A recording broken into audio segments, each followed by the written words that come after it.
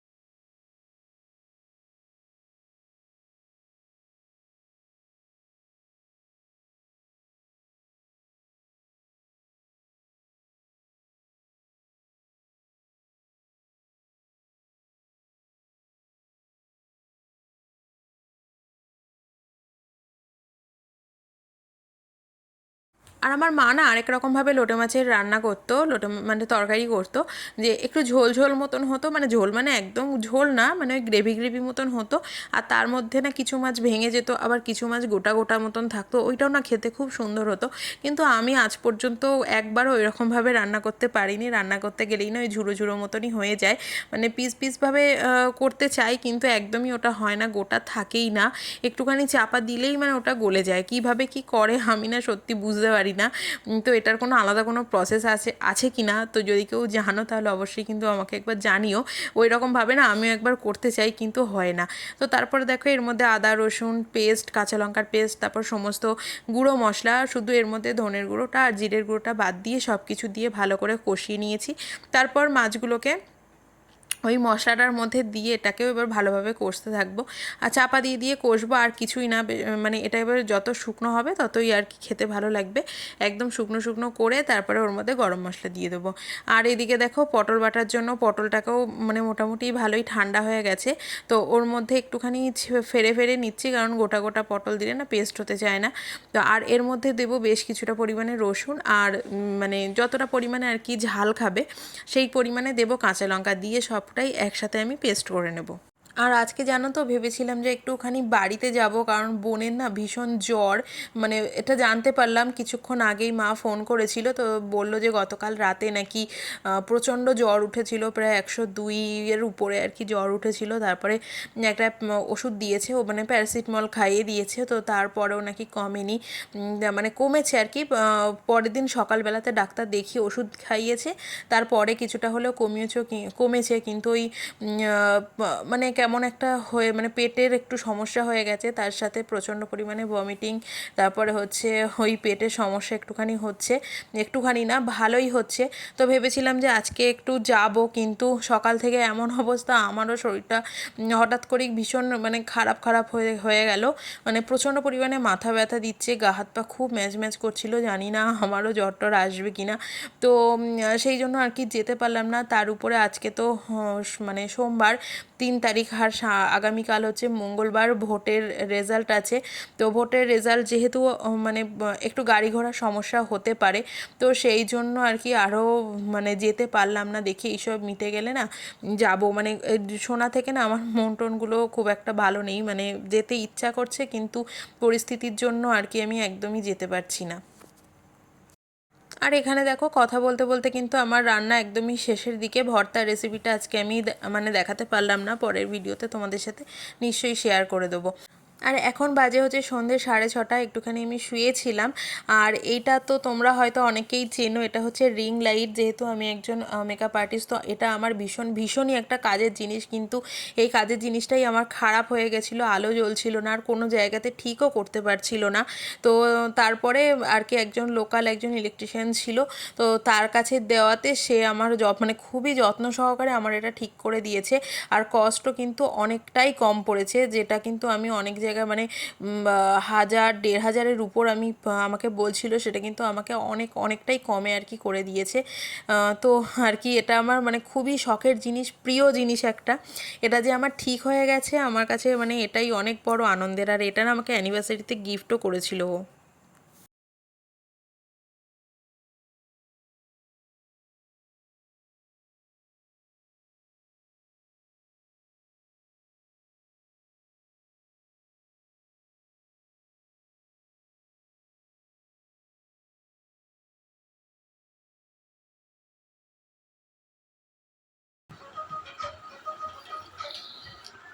একটু হাই করে দেবে তুই। এবার হ্যালো বন্ধুরা, হ্যালো বন্ধুরা, কেমন আছো? কেমন ভালো আছো? ভালো আছো? তাহলে আমরাও ভালো আছি। আমরাও ভালো আছি। গুড নাইট করে দেবো নিজেকে। কেন? কেন? ও কথা বলবে এখন, তাই না? আচ্ছা তাহলে কথা বলো বন্ধুদেরকে, বলো। বন্ধুরা, তোমরা ভালো থেকো। বাহ বাহ বাহ, তোমরা ভালো থেকো। আর কি বলবে বলো? সকালবেলায় ভাত খাবে, টাটা। সকালবেলায় ভাত খাবে কেন? সকালবেলায় ভাত খাবে কেন? অন্য কিছু খাবে না সকালবেলায়? সকালে ভাত খাস? আর সকালে বেলা উন্নত হবে। ঘুমাতে হবে। আর দুপুরবেলায় কি খাবে তাহলে? দুপুরবেলায় একটা আম খাবে। দুপুরবেলা আম খাবে, হ্যাঁ ঠিক, আমের সময় আম খেতে হয়, তাই না? এবার রাতের বেলা কি শুয়ে খাবে? পড়তে হবে। আচ্ছা, আম খেয়ে শুয়ে পড়বে। হ্যাঁ, তারপর রাতের বেলা কি খাবে? রাত্রেবেলা গোল আর রুটি। কি খাবে? গোল গোল রুটি খাবে। বাহ, তো একদম হাততালি। হ্যাঁ, বলো আমার কথা সবাই শুনবে। আমার কাছে সময় শুনবে। হ্যাঁ, টাটা, টাটা। Good night. আর একটু আগেই বৌদিরা ওরা সবাই বাড়িতে চলে গেল, সন্ধ্যাবেলার দিকে এসেছিল, আসলে না খুবই ভালো লাগে, গল্প টল্প করে। তো কী বলতো, বাড়ি থেকে না আমি সেরকম একটা খুব একটা বেরোইও না, কোথাও যাওয়াও হয় না। বাড়ি থেকেও আসলে গল্প টল্প করলে খুবই ভালো লাগে। তো তারপরে ওরা চলে যাওয়ার পর আমি ওই মশলার যে কৌটোগুলো থাকে আর কি, ওইটা আর কি পরিষ্কার করে নিলাম। আমি মানে আগে অপেক্ষা করতাম যে কবে শেষ হবে তারপরে আমি এগুলো পরিষ্কার করবো, কিন্তু আমার মা বললো যে অত ওয়েট করার দরকার নেই, এরকমভাবে মুখগুলোকে খুব টাইট করে আটকে নিবি, তারপরে এটা আর কি মেজে উপর থেকে এরকমভাবে পরিষ্কার করে নিবি। আমি তো ভয়ে ছিলাম যে ওর মধ্যে যদি জল ঢুকে নষ্ট হয়ে যায় জিনিসপত্র, কিন্তু দেখলাম যে না, এটা কিন্তু মানে খুবই আর কি কার্যকরী জিনিসটা, আর খুবই সহজ। মানে ওই যে কবে শেষ হবে, মাসের শেষ হবে কি 1-1.5 মাসে একটা কৌটো ফাঁকা হবে, তারপরে পরিষ্কার করবো। আরে একসাথে তো সব মানে কৌটোগুলো ফাঁকা হয় না, আস্তে আস্তে মানে একটা দুটো করে এরকম ফাঁকা হয়। তো সেইভাবে দেখতে গেলে মানে প্রত্যেক দিনই দুটো একটা করে বেরোতে থাকে, কিন্তু এইরকমভাবে মুখ আটকে পরিষ্কার করে নিলে না খুব ভালো আর খুব তাড়াতাড়ি হয়েও যায়। আর মানে মোটামুটি 2 মাসে 2 থেকে 1 বার এই জিনিসগুলোকে খুব পরিষ্কার করা যায়, আর জিনিসগুলো খুবই পরিষ্কার পরিচ্ছন্ন থাকে। তো আমি সেই রকমভাবেই আর কি পরিষ্কার টরিষ্কার করে নিলাম, যেহেতু রান্নাঘরটা সবই পরিষ্কার হয়ে গেছে। তো কৌটোগুলো যদি পরিষ্কার না করি তাহলে তো অসুবিধা হবেই, মানে দেখতে ভালো লাগবে না। আর যেহেতু ওই যে আমার ঘরে চিমনি নেই, এই জন্য খাটনিটাও কিন্তু একটু বেশি, সব কিছুই আর কি পরিষ্কার করে রাখতে হয় নিজের হাতেই। তো আমি এইরকমভাবেই কিন্তু সব কিছু পরিষ্কার করে রাখি। তোমরা মানে এরকমভাবে কিন্তু একবার পরিষ্কার করে দেখো, খুবই কিন্তু উপকার পাবে। আর তারপর আমি এখানে চলে এসেছি কিছু সবজি কাটতে, এটা আগামীকালের জন্য সবজি আর কি কেটে রাখছি। আর এইরকমভাবে না আমি রাতের দিকে সবজিগুলোকে কেটে রাখি, এতে করে অনেকটাই কাজের সুবিধা হয়। পরের দিনের জন্য ওই সকালে উঠেই কি রান্না করব এই বিষয়টা কিন্তু একদমই থাকে না আগের দিন।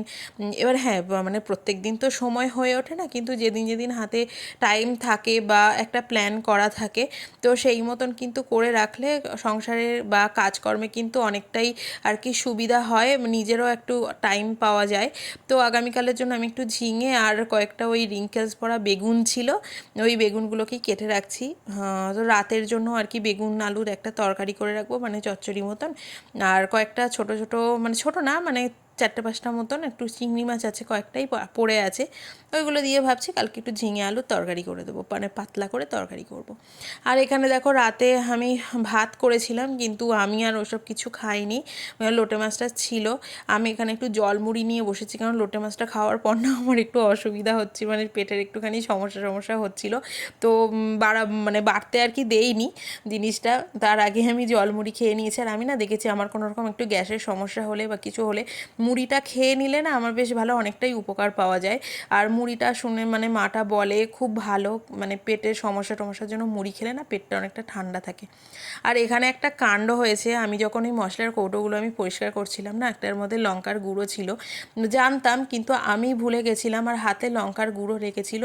আমি ভুল করে ঘাম মোছার জন্য হাতটাকে দিয়ে দিয়েছিলাম, আর সারা মুখ আমার জ্বলছিল। তো মানে মুখে ঠান্ডা জল দিচ্ছি, সব কিছু দিচ্ছি, কিন্তু ঠিক হচ্ছে না। বাধ্য হয়ে আমাকে একটা বরফ ঘষতে হলো। আর এদিকে মানে আমার হয়েছে একেবারে শাঁখের গড়াতের মতন অবস্থা, কারণ বরফে আমার না মারাত্মক অ্যালার্জি আছে। মানে বরফ দেওয়ার সাথে সাথেই 1 থেকে 2 মিনিট পরেই না মুখের মধ্যে পুরো চাকা মতন হয়ে যায়। এই যে আমি তোমাদেরকে দেখানোর চেষ্টা করছি, কতটা বুঝতে পারছো কি না জানি না। তো ওর কী করা যাবে, মুখটা তো একটু ওই যে পরিমাণে জ্বলছিল সেটার থেকে একটু রেহাই পেলো। তো তারপরে এই যে আমি এখন একটা মেডিকেটেড ময়শ্চারাইজার লাগিয়ে নিচ্ছি, এটাতেও অনেকটা আশা করি রিলিফ পাবো। তো এই যে তোমাদেরকে বারবার দেখানোর চেষ্টা করছি, পুরো চাকা হয়ে গেছে, আর মানে খুবই চুলকাচ্ছিল জায়গাটা। তো তারপর চলো ময়শ্চারাইজারটা মেখে নিই। এখন সারাতে সমস্ত কাজকর্মই হয়ে গেছে, শুধু চুলটা বাঁধবো, ময়শ্চারাইজারটা লাগিয়ে নেবো, ব্যাস তারপরে আর কি শুয়ে পড়বো, আর এডিট কিছুটা হলেও করে রাখবো। তো চলো আজকের ভিডিওটা এই পর্যন্তই, দেখা হচ্ছে নেক্সট ভিডিওতে। ভালো থেকো, সুস্থ থেকো, টাটা, গুড নাইট।